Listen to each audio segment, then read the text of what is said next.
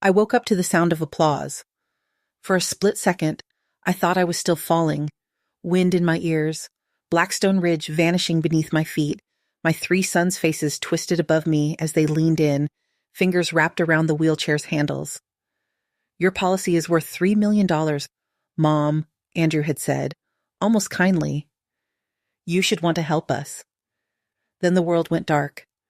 But when my eyes snapped open, I wasn't lying broken at the bottom of a cliff.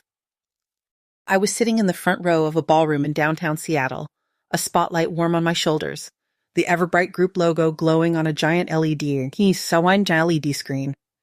The MC's voice boomed through the speakers. "And now, we welcome the founder and chairwoman of Everbright Group, Ms. Grace Walker." I stared at my hands. No IV lines. No bruises. No twisted fingers from the fall. Smooth brown skin. Manicured nails. The gold bracelet my late husband David gave me on our 10th anniversary, unbent and gleaming, hugging my wrist. This can't be real. "Ms. Walker?"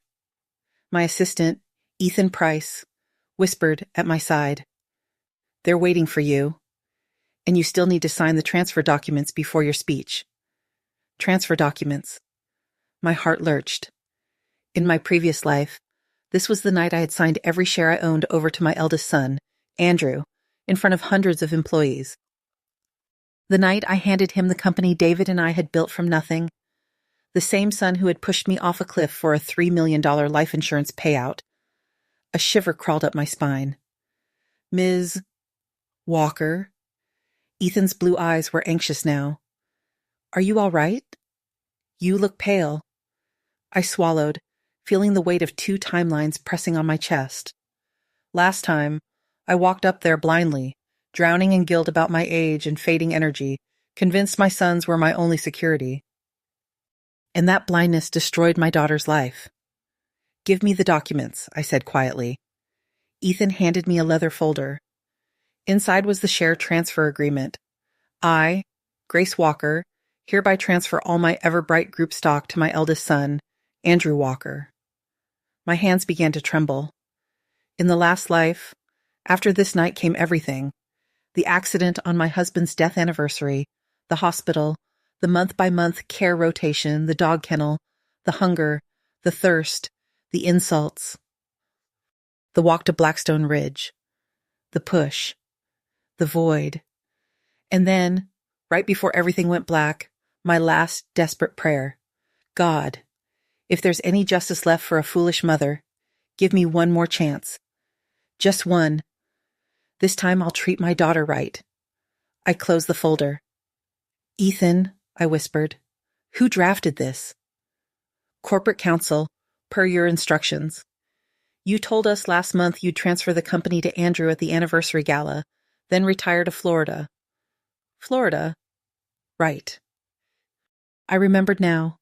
Glossy brochures, the condo my sons pushed at me, promising to take care of me, while quietly calculating what my pension and dividends could do for their mortgages. "Bring me a pen," I said. He handed me a black fountain pen. I took a deep breath, flipped to the last page, and drew a single straight line through Andrew Walker, writing a new name over it in slow esquisse, steady strokes. Rachel Walker. My daughter. The child I had starved of love, of attention, of protection. The one I had treated like extra baggage, like a mistake. The only person who had ever truly tried to take care of me. In the first life, I watched her walk away from our house into the rain with a backpack and nothing else, her shoulders shaking, my own anger burning hotter than my fear for her. She never came back. And yet, at the moment of my death, the only name on my lips had been hers. Rachel. If there's another life, this is that life, I realized. I signed my full name beneath hers, the ink biting into the paper like a vow. "Ms.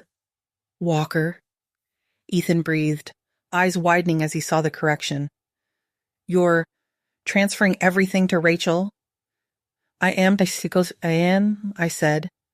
My voice came out low, but it didn't shake. "And this time, Ethan, I know exactly what I'm doing." The MC called my name again. Applause swelled. I stood, smoothing the front of my navy suit. My legs held me. No wheelchair. No fracture. I was back in my early 60s, not broken and crippled, but simply aging. Tired. But I had time. My reflection in the glossy stage floor looked almost unfamiliar.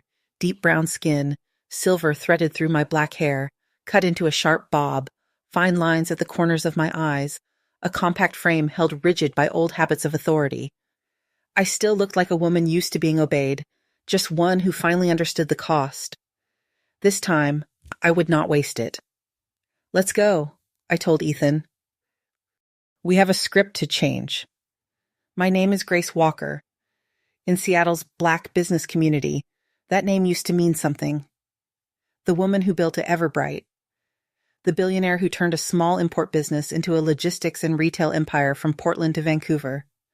A self-made success story.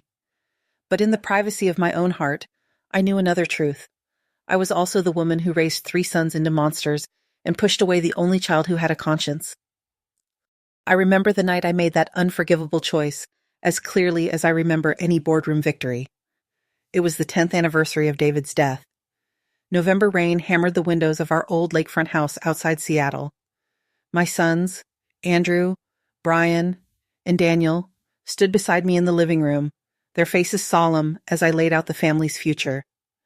"This," I told Andrew, handing him a thick folder, "is the draft transfer of my Everbright shares. After the annual meeting in 2 days, the company will officially be yours." He took it with both hands, eyes shining. "Mom, I won't let you down." To Brian, I handed a stack of property deeds. "These are the houses under my name. The downtown condo, the Bellevue townhouse, the vacation home in Oregon. I'll start transferring them to you next week." He laughed, sweeping me into a hug. "You're the best, Mom." To Daniel, the baby, my reckless, charming youngest, I opened my safe and pulled out velvet boxes, one by one. Jewelry David had given me. Antique gold pieces my grandmother carried up from Louisiana during the Great Migration, the only wealth our family had when she left the South. A small case of rare coins. "These are yours," I told him. "And there are more secured in the vault at the bank. I'll sign over the access to you." "Damn, Mom, Lepe," he grinned. "You're really going all out."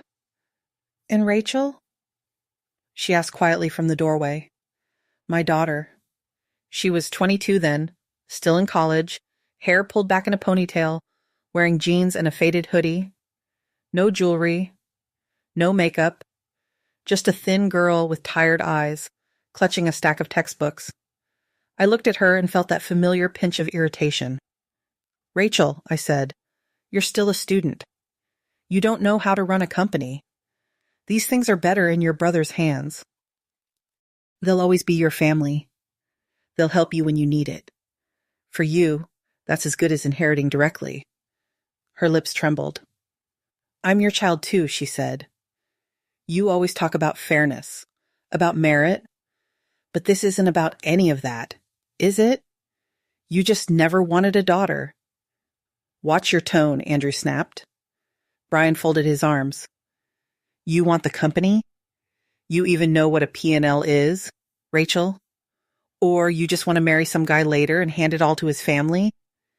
Daniel scoffed. "Come on, sis. Dad's name is on that building. The Walker sons are supposed to carry it on, not some random guy you marry." "I'm not some random guy's anything," Rachel whispered. "I'm your sister. I'm Dad's daughter. I'm Mom's daughter." I remember the way my own voice turned cold. "You brothers will give me grandsons. They'll carry the Chen name. They'll take care of me when I'm old. Can you?" Her eyes filled. "So that's it? I can't take care of you because I'm a girl?" "No," I said, even though I knew that was exactly what I meant. "Because you're young, emotional, impulsive." "Right," she said. "Impulsive. Like when I worked night shifts at that coffee shop so you wouldn't have to pay my rent. Like when I skipped spring break to intern at Everbright's warehouse because you said you needed someone you could trust. That kind of impulsive? The boys shifted. They'd never noticed those things. Why would they? Their cards were paid, their apartments furnished, their mistakes quietly fixed. Enough, I snapped. You're being dramatic. If you don't like it, when you graduate, I'll buy you a small condo and give you some cash to start your life. That's more than most people ever get. Her face went slack. Something behind her eyes went dark. You know what's funny? She said softly. My middle name is Grace, just like yours. Dad said it meant God's mercy. But in this house, I've always just been extra, an accident. Too much. Rachel? No, she said, and for the first time in her life, she cut me off. You're right about one thing. Once I graduate, I won't be your burden anymore. She turned, grabbed a backpack from the hall, and walked toward the front door. Rachel, you stop right there. I shouted. She didn't stop. Outside, the rain came down in silver sheets, lit by the porch light. She stepped into it without an umbrella. She'll be back, Brian said lazily. She never lasts long when she gets like this. She's 22, Andrew added. She'll run out of money and come begging. Daniel just shrugged. She's always been too sensitive. Mom, let her cool off.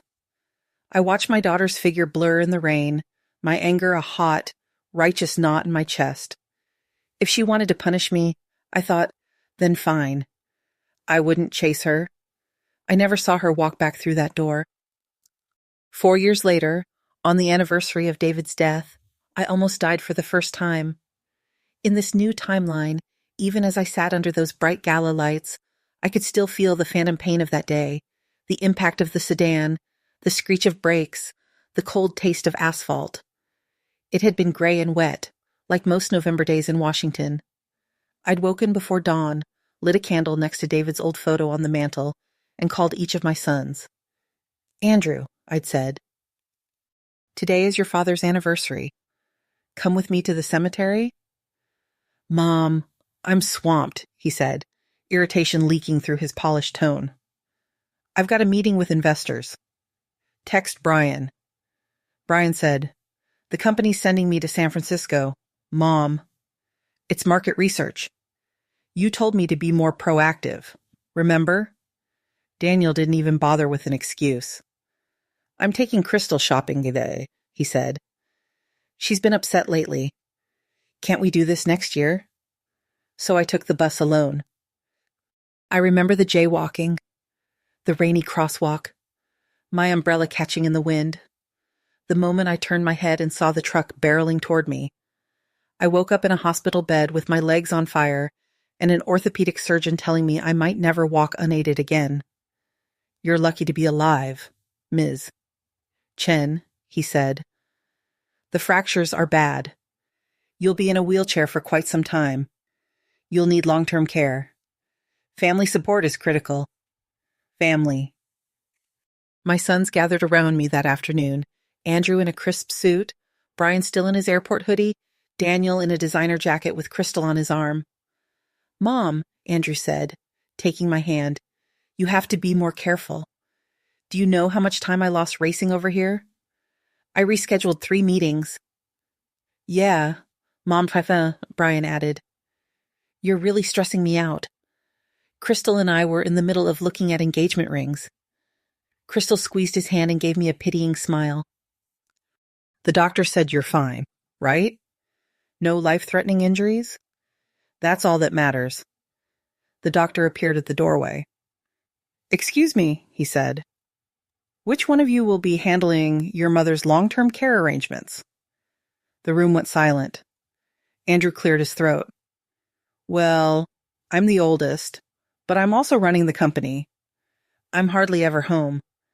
It wouldn't be fair to her. Brian gestured at himself. I've got 3 kids. And Mom already transferred most of the houses to my name. Remember? I'm barely keeping up with the mortgage and tuition as it is. Daniel shrugged. I'm between ventures. And, all those jewels Mom gave me, I sold them years ago to cover a bad investment. I'm not exactly flush. So none of you is willing to take responsibility? The doctor asked flatly. Andrew bristled. That's not what we're saying. Daniel snapped his fingers. We can do shifts. 1 month each. Rotate. Nobody gets stuck.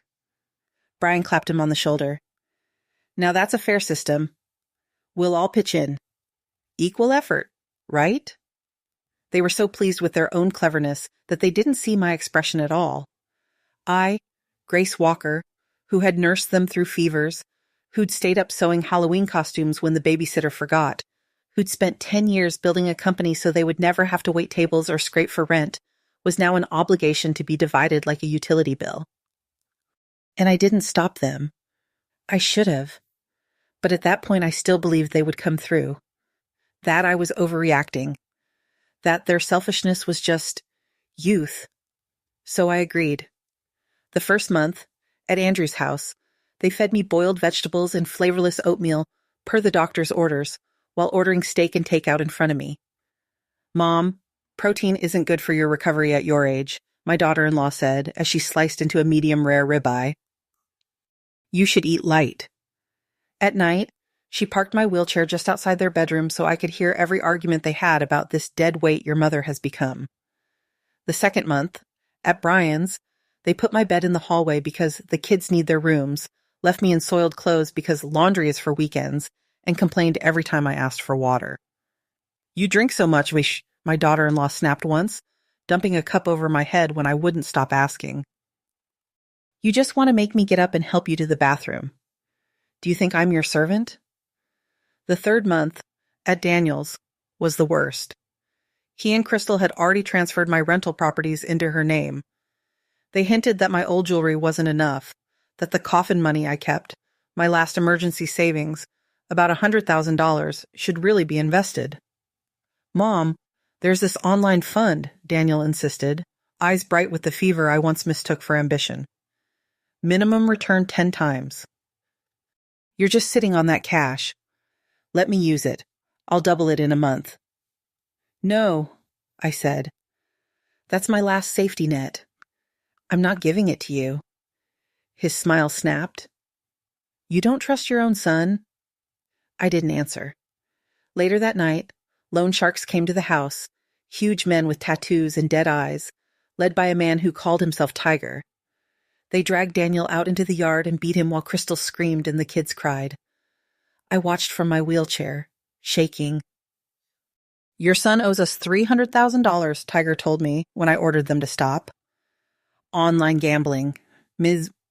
Walker. That boy's been playing the markets, but the only market he's really in is mine. He told me it was a business investment, I whispered. Tiger laughed. Sure.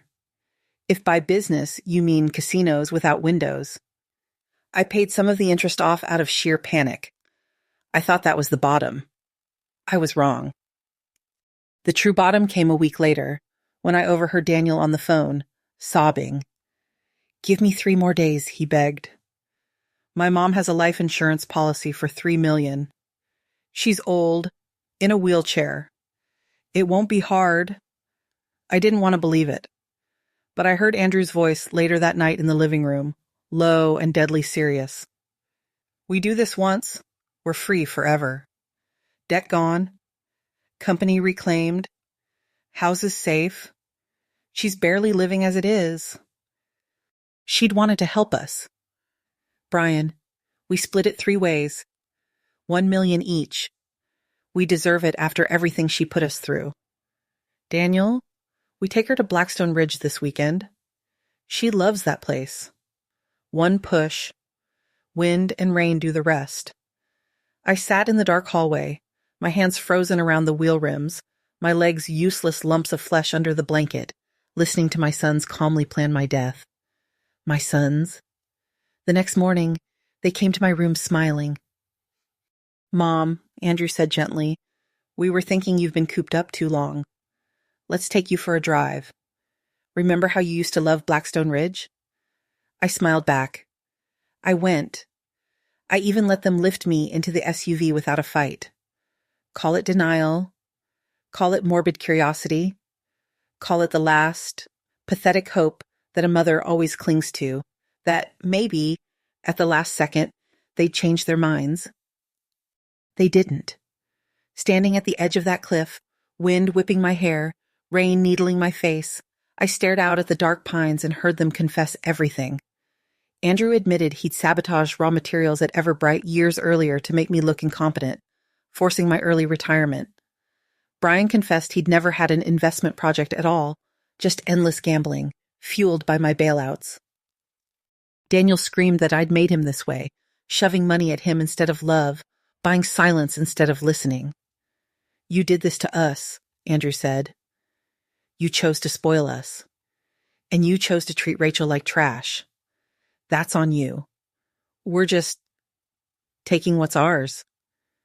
And you're not afraid of God? I asked, my voice almost calm. Of karma?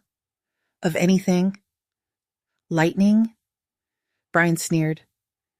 Thunder? Please. This is the real world, Mom. They pushed. I fell. The last thing I remember was the sky splitting with light and the taste of blood in my mouth as I whispered one name. Rachel. Then nothing. Until the gala. The applause crashed over me as I walked up to the stage in my navy suit, my heels steady on the steps. In the first life, I had walked up like a queen handing her crown to her heir. In this life, I walked up like a woman carrying a sharp knife under her jacket. Behind me, I heard Andrew chuckle to someone at his table. Get ready, he said. Mom's about to make it official. He thought he knew the script. He had no idea. Ms. Chen, the MC said, handing me the mic. Tonight marks 20 years since you and your late husband, David Walker, founded Everbright Group in a tiny warehouse on Harbor Island. Would you like to say a few words to your team? Everbright's senior executives sat at round tables, tuxedos and evening gowns glittering under crystal chandeliers. Waiters moved among them with wine and canapes. The air smelled like money and ambition. I glanced at the teleprompter. It showed the speech I'd prepared in the other timeline, a sentimental farewell, a public blessing for Andrew, a gentle step into the shadows. I smiled. Good evening, everyone, I began. Thank you for being here to celebrate 20 years of blood, sweat, and spreadsheets. Laughter rippled across the room. I knew how to work a crowd. I'd given investor pitches in thrift store suits with a baby on my hip, while a banker barely hid the racism in his eyes. This was easy. When David and I started Everbright, I continued, we used to joke that if all else failed, at least we'd have a storage unit full of unsold rice cookers to feed our kids with. More laughter. In 20 years, we've grown from that unit into what you see now, a company with distribution centers across the West Coast, partnerships nationwide, and, more importantly, a team that stayed through recessions, pandemics, and my very strict email policies. The teleprompter scrolled to the line, now it's time for me to step aside and let the next generation lead. I didn't say it. In those last 20 years, I said instead, I also made many mistakes. As a boss, as a friend, and most of all, as a mother. The room went still. Out of the corner of my eye, I saw Andrew's smile falter. I believed, I said slowly, that sacrificing my time with my children for the company was the right thing. That money could make up for absence. That sons were insurance policies for old age and daughters were optional. My throat tightened. For a moment I saw Rachel at 22 again, standing in that living room with rain behind her, backpack on her shoulders. I was wrong, I said simply.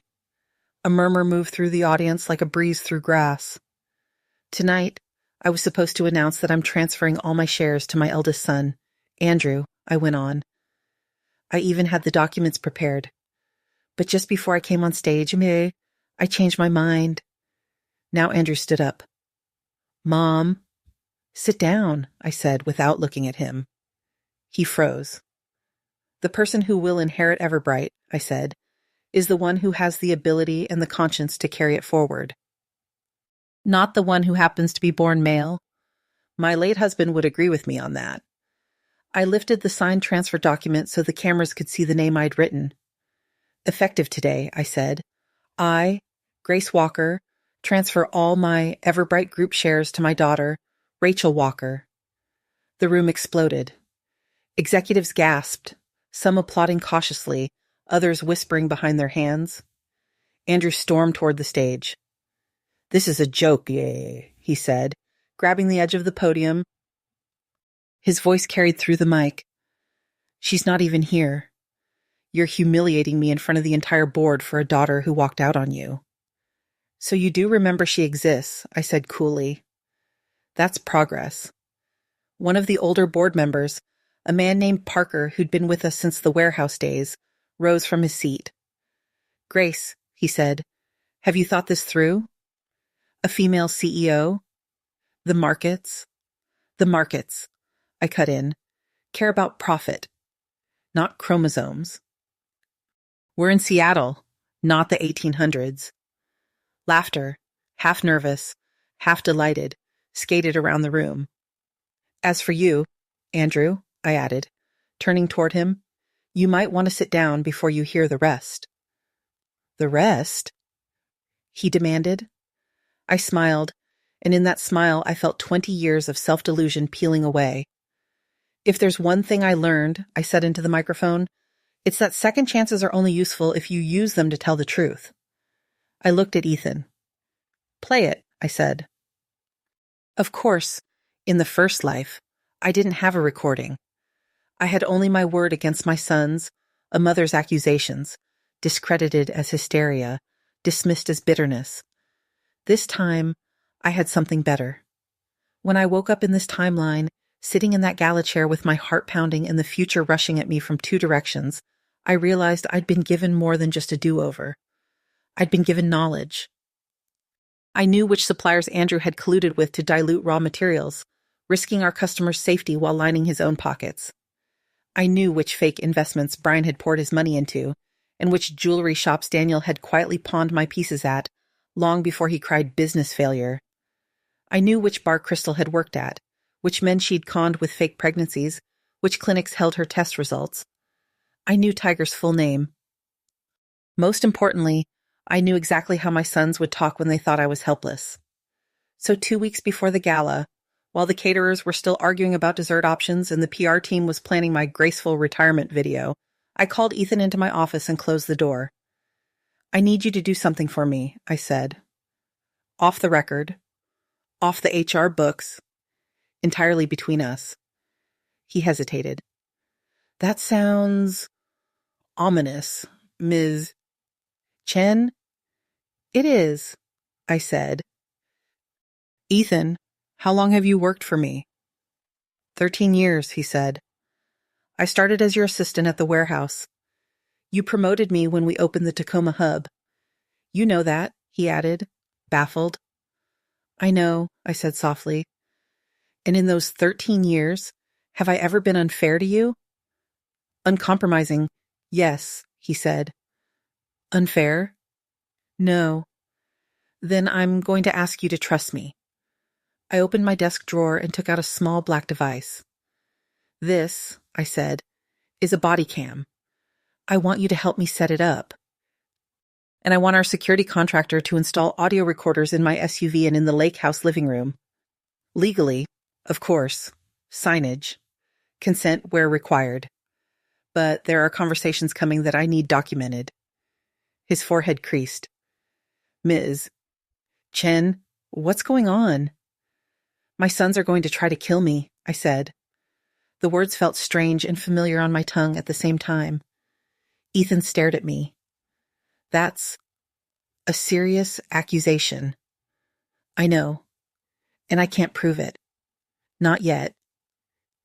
But I remember things, Ethan. I remember them too clearly to ignore. I told him everything. Not in every gory detail, Not the falling, not the exact taste of blood, but enough. The accident, the rotation, the debt collectors, Tiger, Blackstone Ridge. When I finished, he sat back slowly. If this is true, he said, they're not just spoiled. They're criminals. I raised them, I said quietly. If anyone is to blame, it's me. No, Ethan said, his voice firm.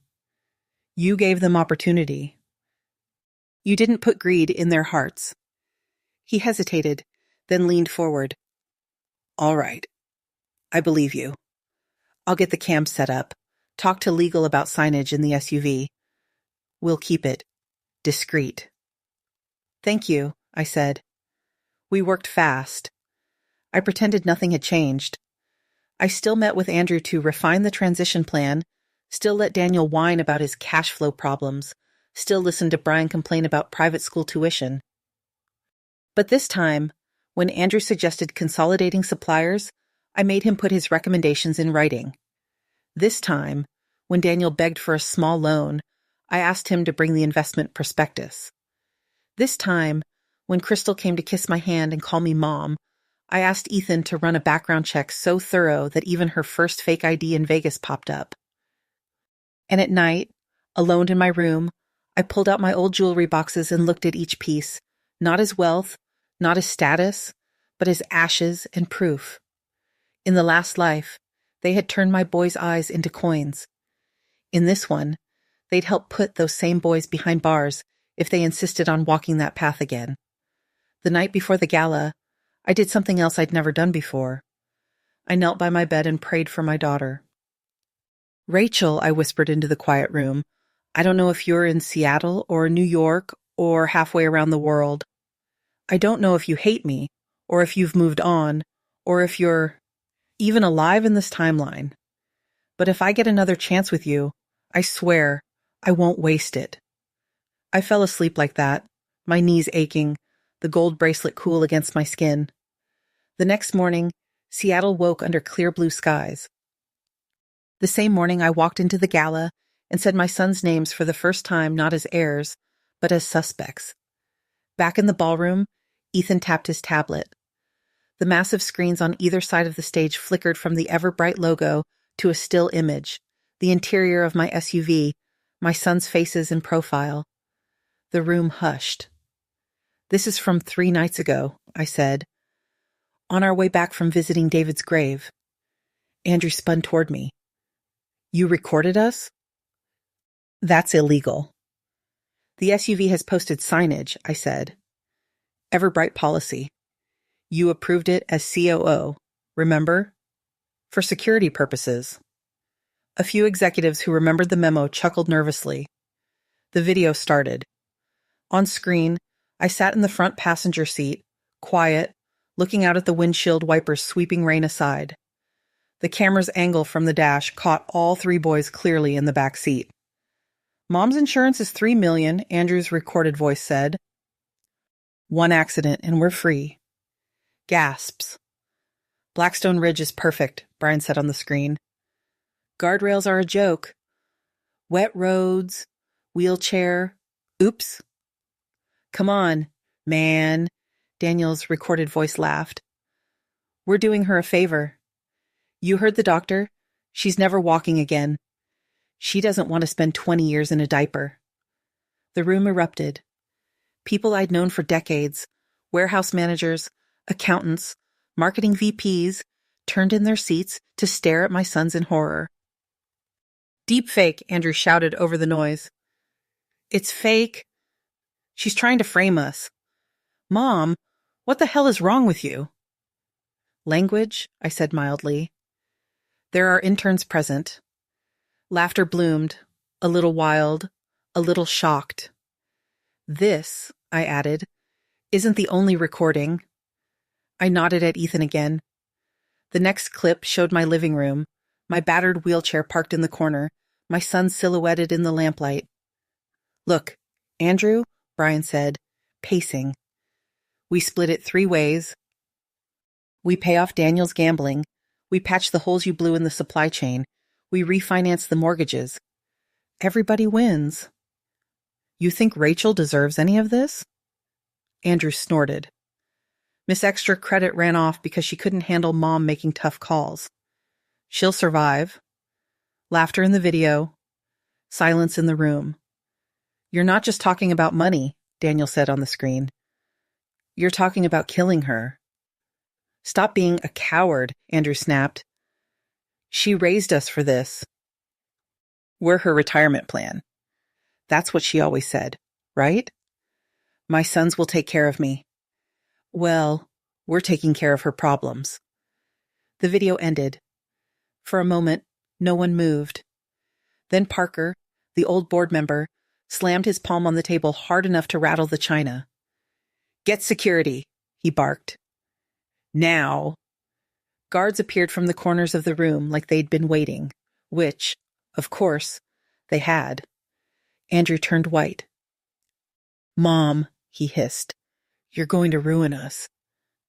You ruined yourselves, Oath, I said, my voice quieter than his but carrying further. I just stopped pretending not to see it. Grace Walker, another board member said slowly, what exactly are you accusing your sons of? In this timeline? I said, nothing, yet. But in another life, I didn't have those cameras. I didn't have Ethan. I didn't have the courage to believe my own eyes. And because of that, they succeeded. Most of the room assumed I was speaking metaphorically. Only Ethan, standing at the edge of the stage with his tablet, looked like he believed me literally. I can't prove what happened in that other life, I went on. But I can prove what's been happening in this one. I held up a slim folder. In here, I said, are internal audit reports, supplier invoices, shipping logs, and email trails showing that Andrew has been colluding with 3 raw material vendors to substitute lower-grade components in our home appliances for the past 18 months. Gasps again. A lawyer at the back began whispering to his colleague. In here, I continued, holding up another folder, are bank statements and pawnshop receipts showing that Daniel has been selling off family assets he claimed were lost and using the money to fund online gambling accounts tied to an offshore loan shark named Victor Tiger Romero. A low curse ran through the warehouse managers. Some of them recognized Tiger's name from news reports. And Brian? Someone asked hesitantly. In Brian's case, Pixie, I said, the crime is simpler. Fraud. He has been using Everbright supplier contracts as collateral for personal loans, without disclosing the associated risk to this board. Brian's face crumpled. Daniel started to shake. Andrew pressed his lips together so tightly they went white. It would have been so easy, I said softly, to keep pretending I didn't know, to keep believing that if I ignored the rot, it would magically heal. I looked at each of my sons in turn. In my last life, I said, I did exactly that. I forgave you every time. I bailed you out. I gave you every house, every jewel, every piece of myself. And when that still wasn't enough, you tried to kill me. I let the words hang there. I didn't listen to the one child who ever truly tried to warn me. This time, I will. Security, Parker repeated hoarsely. Escort them out. And someone call the police. We need a formal investigation. Wait! Daniel shouted as 2 guards grabbed his arms. Mom, you can't do this. You're my mother. Yes, I said. And that's exactly why I have to. The police didn't arrest my sons that night. This wasn't a movie. Evidence had to be reviewed, lawyers consulted, regulatory agencies notified. Andrew hired a crisis PR firm within the hour. Brian called our family attorney. Daniel vanished with Crystal into some nightclub haze. By midnight, the gala was over. The ballroom was a mess of half-eaten cake, abandoned champagne flutes, and whispers. I sat alone in my office on the top floor of Everbright Tower, the city lights of Seattle glittering beyond the glass like 1,000 silent witnesses. Ethan stepped in quietly, carrying 2 mugs. I wasn't sure if you wanted tea or coffee, said. So I brought both. I smiled, surprised to find that I could. Tea, I said. If I drink coffee now, my heart will give up. He set the mug down and sat across from me. You did it, he said softly.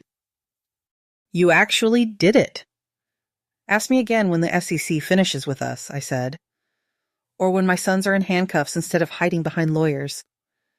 They'll face consequences, Ethan said. Maybe not tomorrow, but soon. I stared down at my hands. In the other life, I said quietly, they got away with everything until the moment they killed me. Even then, they probably collected the payout and told the world it was a tragic accident. Not this time, Ethan said. I nodded. Have we found her? I asked. Rachel? He asked. Yes. He hesitated. Not yet. I've run every search I can. There are dozens of Rachel Walkers in Washington alone. I sent feelers to some of the universities she applied to years ago, but data privacy laws are strict. It's all right, I said, though it wasn't. Keep trying. The next morning, the news broke. Seattle business icon exposes internal corruption at own company. Everbright group founder names daughter as successor, sons under investigation. The phone rang until my ears rang with it. Reporters, regulators, old friends wanting the inside story. I ignored most of them. But when an unknown number showed up with a local area code I didn't recognize, something tugged at me. Hello? I answered. There was a pause.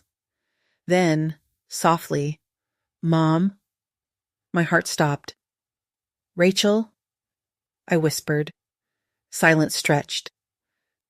I heard traffic in the background, someone calling for a latte, the hiss of steaming milk. A coffee shop, probably.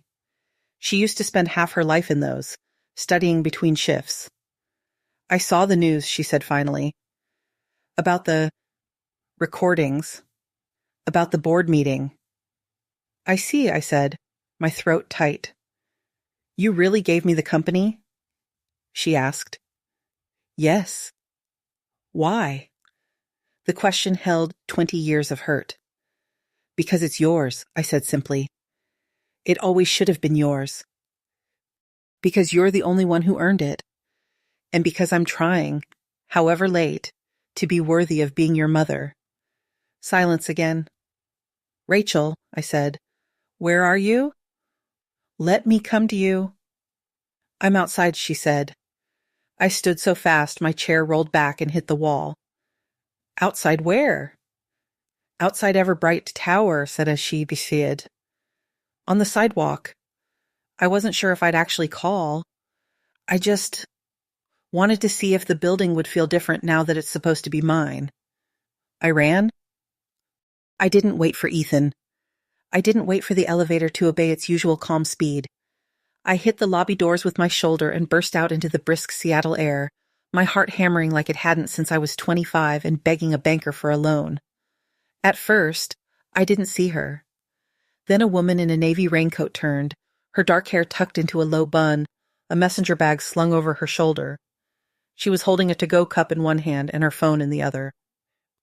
She was a little taller and slimmer than I remembered, her face leaner, cheekbones sharper, a faint tiredness under her eyes that no makeup could hide. Her skin was the same deep brown as mine, a tone we both got from David's side of the family. Rachel, I said, breathless. She looked older than the last time I'd seen her in this timeline, late 20s maybe, not the angry 22-year-old I'd last watched walk into the rain. There were faint lines at the corners of her eyes, the kind you get from trying not to cry.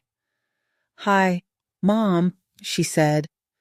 For a moment, we just stared at each other. Cars rolled past. A cyclist cursed at a delivery truck. Somewhere down the block, a hot dog cart sizzled. The world went on as if the axis of my life hadn't just tilted back into place. I didn't think you'd really pick up, she said finally. I thought maybe your assistant would. Or one of my brothers. They're not answering my calls, I said. Apparently, I'm not a convenient mother anymore. She huffed something that might have been a laugh and might have been a sob. Well, she said, you did make my oldest brother COO of your empire and give the other 2 houses and jewelry. I guess they figured they were set for life. I figured that too, I said bitterly. I figured wrong. She swallowed, looking away. I heard about the recordings, she murmured. About Blackstone Ridge. I reached out instinctively, then dropped my hand. It hasn't happened here, I said. Not yet. And it won't. I'm not letting them get that close this time. She stared at me. This time, she repeated quietly. You keep saying things like that. I hesitated. I don't expect you to believe me, I said. But I remember dying, Rachel. I remember the fall. I remember thinking of you and realizing I had never once told you I was proud of you. I prayed for another chance, and I woke up in that gala chair with the pen in my hand and your brothers waiting for their inheritance. She said nothing. I forced myself to meet her eyes. I was a terrible mother to you, I said, each word like glass in my throat. I favored your brothers because they were vanishing. I told myself it was practical, that they'd carry the name, that they'd take care of me. I justified every slight, every time I put you last, as strategy. It wasn't strategy. It was cowardice and prejudice. I hurt you, and I am so sorry. Her eyes shone. You know, she said, voice trembling, when I left that night, I thought you'd call me back. I waited for days. I kept my phone on my pillow at night. I told myself, she's just stubborn. She'll get over it. She'll remember I'm her daughter. You never called. I know, I whispered. I was waiting for you to apologize. For what? I don't even know anymore. For not being a son? Maybe. A tear slid down her cheek. I saw the article about you stopping that gambling ring, she said. The one with the loan shark. I didn't want to admit it was you, but when they showed your picture getting that police citation, I realized I'd never seen you look so small and so strong. I blinked. You saw that? Everyone in the community saw it, she said. My coworker at the clinic, yeah. I work at a free clinic now, she added, answering the question in my eyes. She shoved her phone in my face and said, Hey, isn't this your mom? I lied. I said no. Clinic? I repeated. You became a doctor? A PA, she said. Physician assistant. Not glamorous, not ever bright level money. But I like helping people who can't afford insurance. I thought of my sons, arguing over my policy payout. My vision blurred. I don't deserve you, I whispered. She gave a wet laugh. Took you long enough to figure that out. A beat. Then, softly, but I wouldn't mind letting you try. Something in my chest broke and mended at the same time. I stepped forward slowly, giving her time to pull back. She didn't. When I wrapped my arms around her, she felt solid and warm and real. I gave you the company, I murmured into her hair. But that's nothing compared to what I owe you. Don't get sentimental, she said, voice muffled. I haven't decided if I'm actually taking it yet. I just came to see if you'd really changed. I have, I said. I don't know how long I have left in this life, but however long it is, it's yours. She pulled back and wiped her face. I thought you were afraid of showing weakness, she said. You always acted like vulnerability was a disease. I was wrong about that too, I said. Turns out nothing it is weaker than a mother who can't admit she screwed up. She took a deep breath. Okay, she said. Then let's start with the basics. The basics? I asked. She smiled, just a little. You can start, she said, by not going anywhere alone. If my brothers were willing to think about killing you in one lifetime, I don't trust them not to try something in this one. You need security. And you need a will that doesn't leave them a cent. A laugh burst out of me despite everything. That's my girl, I said. In the months that followed, we rebuilt everything. The press had a field day with the billionaire mother versus her corrupt sons narrative. Talk shows invited psychologists to analyze toxic loyalty and parentification in Black families, where kids are raised to be their parents' retirement plans. Business columns dissected my decision to appoint my daughter as successor.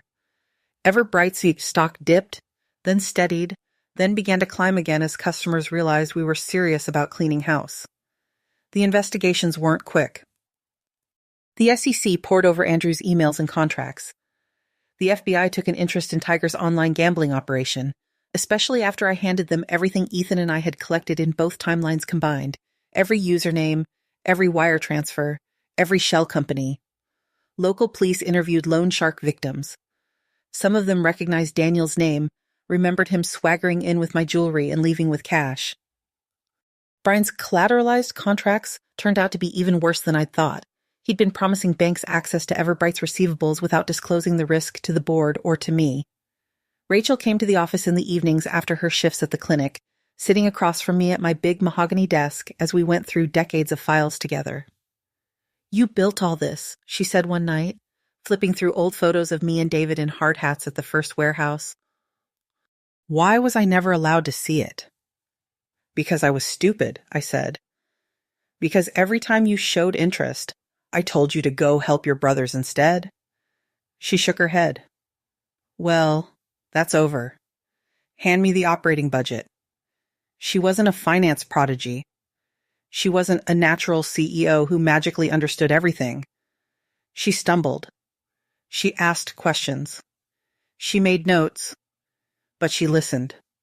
To Ethan, to the warehouse leads, to the junior analysts. I watched her sit with an entry-level worker in the break room one afternoon, notebook open, asking what scheduling changes would actually help parents. Andrew would never have done that. Sometimes, alone at night, I missed my sons. Not the men they became, but the little boys they once were, the way Andrew used to bring me his crayon drawings of Everbright trucks, the way Brian cried when he lost his first Little League game, the way Daniel used to fall asleep on my chest while I answered late-night emails. But every time I started to soften, I remembered my hands slipping off the steel of Blackstone Ridge's guardrail. I remembered their faces as I fell. When the charges finally came, they came all at once. Andrew was indicted for securities fraud, conspiracy, and endangering public safety through deliberate product adulteration.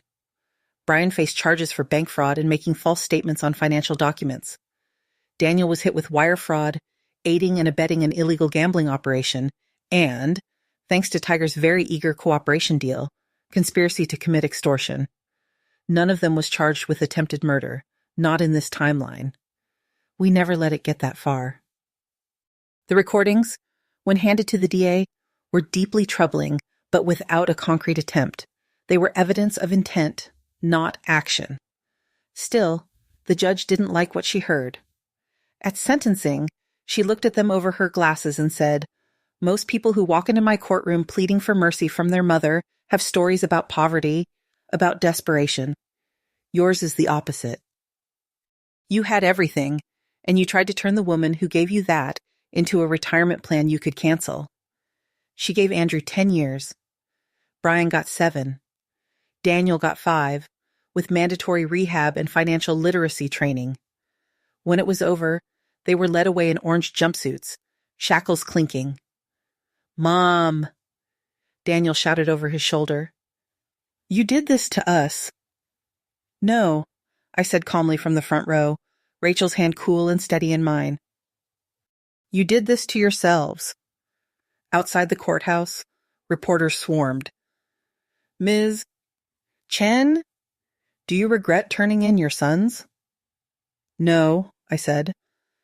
"I regret raising them to believe they could do whatever they wanted without consequences." "Ms. Chen, what would you say to other parents watching this?" I thought for a moment. "I would say this," I answered. If you ignore your children's character in favor of their comfort, you're building your own executioner. Don't mistake gifts for love. Don't mistake obedience for respect. And for God's sake, don't wait until a cliff edge to realize your daughter was the one who loved you all along. Rachel squeezed my hand so hard it hurt. How does it feel, another reporter called, to hand your company to your daughter instead of your son's in a culture that often expects the opposite? I smiled. It feels, Vaid, I said, like finally doing something right. 5 years later, I retired for real. Not with a gala, not with fireworks, not with a dramatic speech, just a quiet announcement in the company newsletter and a cake in the break room.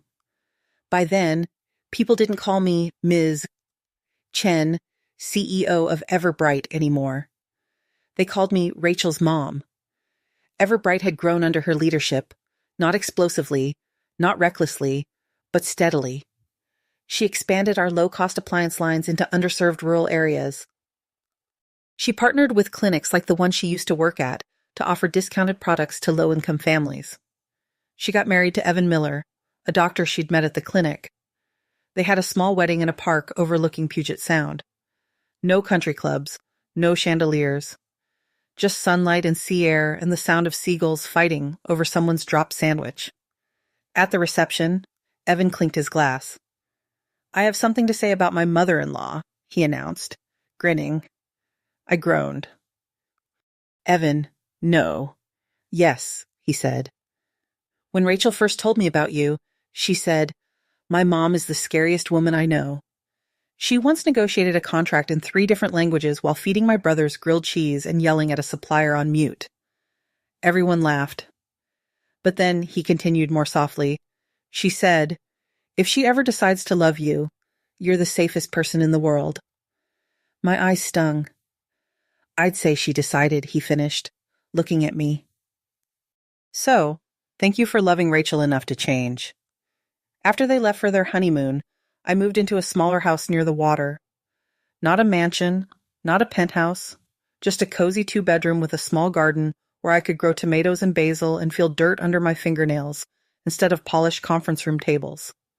Ethan came by every Sunday with his wife and their twins. They called me Grandma Grace.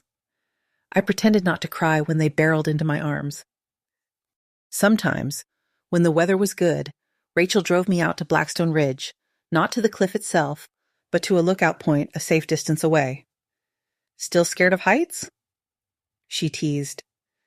"Scared of ungrateful children, mostly," I said dryly. We'd sit on a bench, sipping thermoses of tea, looking out at the evergreens and the gray-blue sweep of the valley. "Do you ever miss them?" she asked once, not looking at me. "Yes," I said honestly. "I miss the boys they were. I don't miss the men they chose to become." She nodded. "Do you ever regret turning them in?" she asked. I shook my head. "Regret?" I said. "No." "Pain?" "Yes. But pain and regret aren't the same thing." We sat in silence for a while. "Do you ever regret coming back?" she asked finally. "If that's really what happened." I watched a hawk wheel lazy circles in the sky. "No," I said. "Because if I hadn't, you'd still be out there somewhere thinking you weren't worth fighting for. And I'd still be dead, wondering why the lightning didn't strike sooner." She laughed, a small, surprised sound. "You're really different now," she said. "I'm really the same," I answered. "I've just run out of lifetimes to waste. Sometimes, late at night, when the house is quiet and the sea wind rattles the windows, I wake from dreams of falling. In some of them, I don't get back up. In some of them, I see David at the bottom of the cliff, arms outstretched, shaking his head like he did when I spent too much money on marketing. In all of them, I hear my son's voices, and then, fainter but stronger, my daughter's. "Mom." In those moments, I lie in the dark and talk to the ceiling. "I got your message." I tell whatever God or fate or cosmic glitch sent me back. I understood the assignment. If I had to sum up what I learned with my life and my death and my life again, it would be this. No inheritance is worth more than a child's character. No company is worth more than the one person who shows up when you have nothing left to give them. And no mother should ever wait until her last breath to tell her daughter, I was wrong. You were enough. You were always enough. I don't know how many years I have left on this side of the cliff. But every morning, when my phone buzzes with a text from Rachel, morning, Mom, don't forget to take your meds. Coming by after clinic. Every afternoon, when Evan calls to ask what kind of dessert I want for Sunday dinner. Every evening, when I lock my own front door with my own hands and turn off the lights in a house that is small but entirely mine, I think, if this is punishment, I'll take it. If this is mercy, I don't deserve it. But I'm grateful anyway. Because in the end, the 3 sons I poured my fortune into tried to trade my life for $3 million. And the one daughter I threw away gave me something priceless, a second chance to be her mother.